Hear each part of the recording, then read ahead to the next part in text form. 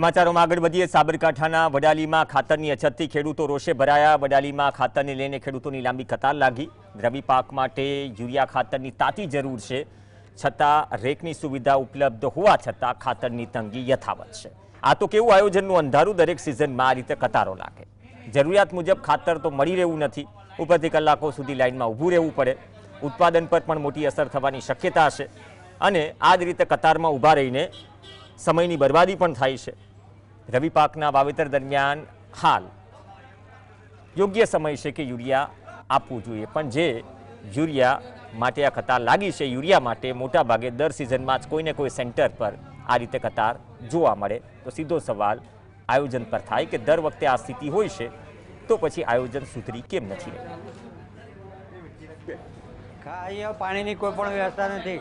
ખેડૂતો બાપા ખેતર છે મરી જાય છે અને એ લોકોને કશું ખાતર મળે નહીં। સવારે 5 ઠેલી આપે, અત્યારે 2 ઠેલીએ નથી મળતી, તો અમારે જવું ક્યાં? અને 3 દિવસથી અમે ઊભા રહીએ છીએ લાઈનોમાં, પણ અમને ખાતર મળતું નથી। માટે અમને ખાતર આપવા મહેરબાની કરો।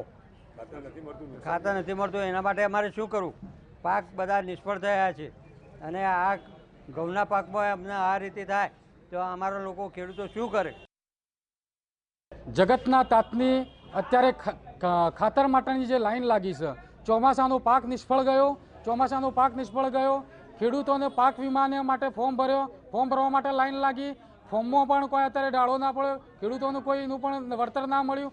અત્યારે હાલ જે રવિ પાકની સિઝન ચાલી રહી છે, અત્યારે જે ઘઉંની અંદર જે ખાતર નાખવાનું હોય યુરિયા ખાતર, અત્યારે યુરિયા ખાતર પણ મળતું નથી।